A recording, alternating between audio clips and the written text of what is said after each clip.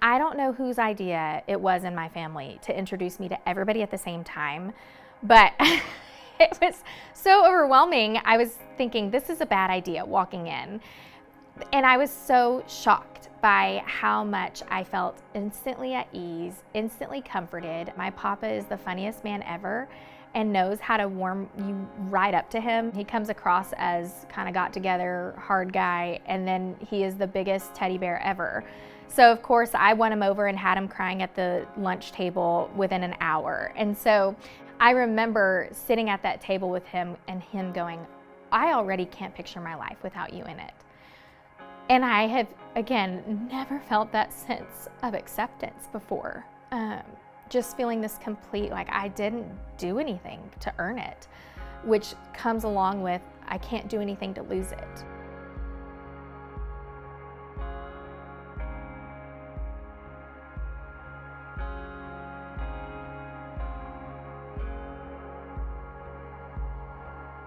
I spent my teenage years in foster care and knew nothing about the Heart Gallery or even what adoption was until I was 14. When I was in foster care, I just didn't even have an ability to think about my future. As far as I could go was what my caseworker would tell me, which is that I was aging out. I was gonna be on my own and outside of foster care when I turned 18. By that point, my biological family had openly and verbally rejected me, and so I knew it wasn't an option for me to have a relationship with them anymore. So I legitimately just couldn't process what life would look like after foster care. My caseworker, actually, it was a random thing. She was switching over to the adoption unit and wasn't going to be my caseworker anymore. And I had never experienced the caseworker switch yet. So I just was like, no, you can't leave me. And she said, well, then come with me and come, enter the adoption unit, which I was like, what is that? And she said, there's actually a deal where we'll take a picture of you, I'll make sure you're comfortable, I'll be there with you, and then people will see it and hopefully pick to adopt you. And I just thought that was the craziest thing. She gave me a little bit of time to think about it, and I ended up doing it and got adopted within maybe 10 months from when I took my picture to when I was officially adopted.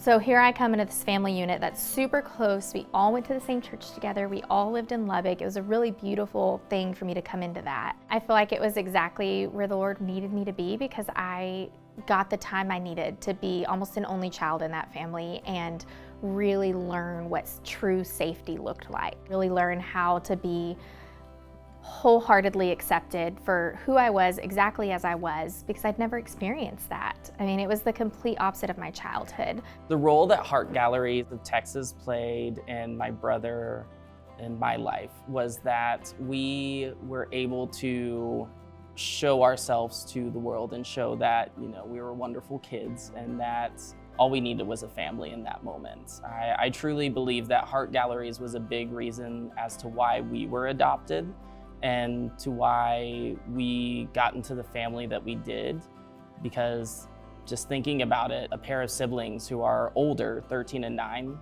the probability of us being adopted together is not very high, but because of Heart Galleries of Texas, they found the perfect family for us. The Heart Gallery had a tremendous positive impact on our life.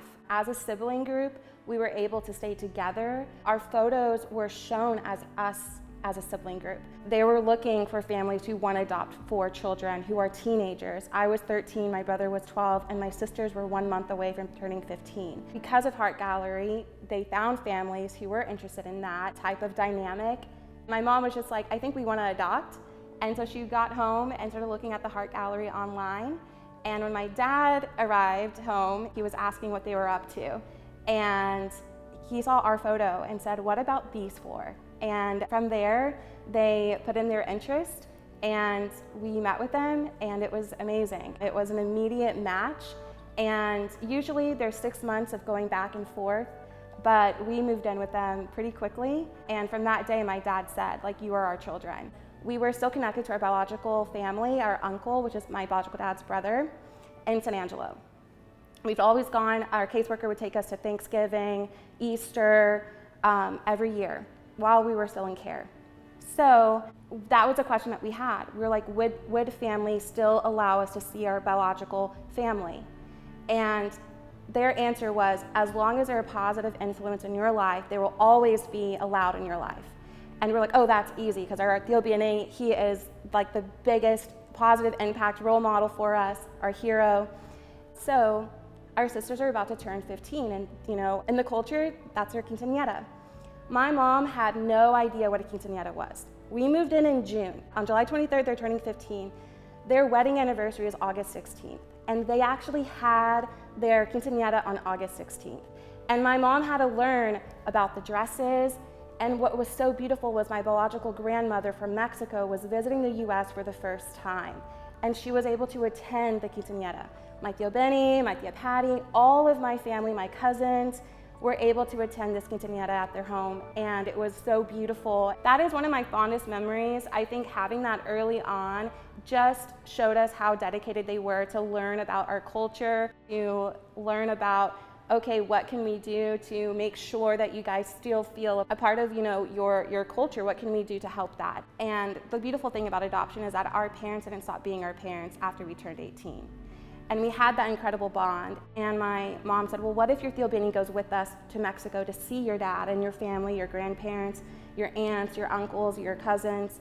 And that spring break, we went to Mexico. And what's so beautiful is I have a picture of my adoptive parents, who I call my parents, and my biological dad, and they're hugging and embracing.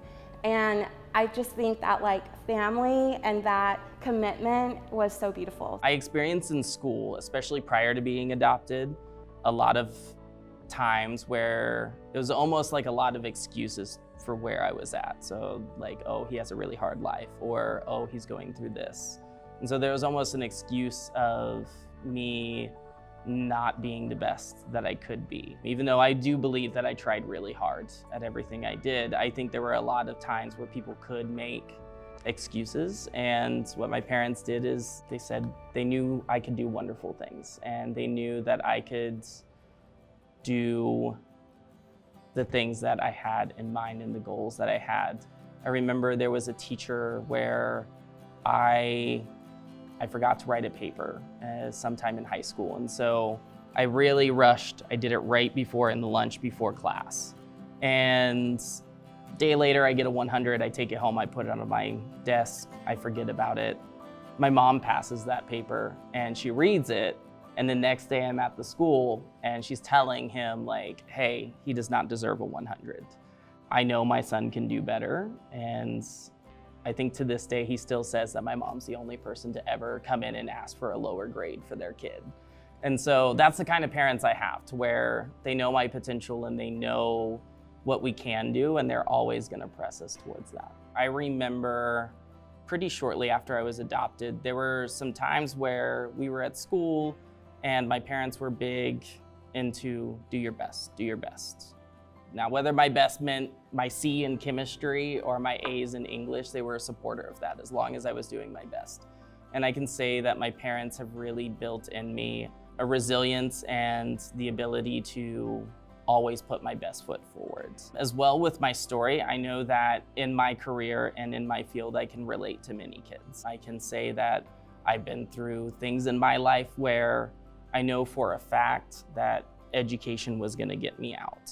I am an assistant principal for Austin ISD at Burnett Middle School, and it is exciting to be able to be a part of this, because prior to being adopted, I don't think being an assistant principal or working in a school was ever an idea that was crossing my mind. But I know that through the process of adoption, confidence grew. I was able to eventually go into getting my undergraduate degree at Texas Tech, but also to move on to get 2 master's degrees, one of them being at the University of Texas. And so currently using that master's to be an assistant principal with the hopes of eventually being a principal. My dream is to have the biggest impact that I can on the education system to help more and more kids that might have possibly been in my situation. So today I work with teenagers who age out of foster care. My nonprofit is called Reclaimed 43. It's a mentor program, mentoring them and providing community for after they turn 18 until they're 25. So the goal of it is really to provide them that same access to community and unconditional love that I got through adoption. So these are for the kids that adoption's no longer an option. I want to give them that hope that there's still an option for them to find family. They can still choose, just like I've learned, they can choose who their family is. And I want to use my story to bring them hope too. Working with kids, they always tell me they want a childhood. That's the biggest thing. They're saying, but June, I'm already a teenager, my childhood is almost over. And what parents can do that are wanting to adopt is allow kiddos to be kids. That was something that my parents gifted to us, and we had a beautiful childhood from the time I was 13 onwards. We would go to the lake on the weekends, we would go on family vacations every year, and I think that's so important that it's not too late to give these kids a childhood that they deserve. And the Heart Gallery is an amazing program to get that foot in the door and to start that journey. Family to me is having people that you can lean on, that you can call for support, that you can be vulnerable with. It was really important for me that as a sibling group, we remained a sibling group, we were adopted as a sibling group, we were raised together, and that we have one another to lean on, and that we have our parents who really support and have created that strong foundation. Family does not have to be blood. I think it's what makes the joy that's in the home, that's in that relationship, and those bonds is really what, to me, makes a family. Family to me means that someone who is there to stabilize and to always be there. I know that my mom and dad are people that I can constantly be in touch with, constantly get advice from, constantly be able to speak to when there are hard times. And my mom and dad have been that when I was a kid, and they've been that now, even today. And I think they've been a great example of what family should mean for me with my family, with my wife and my kid. My advice to someone who's considering adopting is talk to someone, see what you can find. I think you'd be surprised when you reach out to someone how much they're willing to share. And just have an understanding that there are kids here who absolutely have that need, and you can be one of the greatest things that happen in their life. Now I have my own family. I have 3 kiddos. My oldest, her name is Clara Grace, she's 7, and then I have a 4-year-old boy, Anderson Reed, and a 2-year-old boy, David.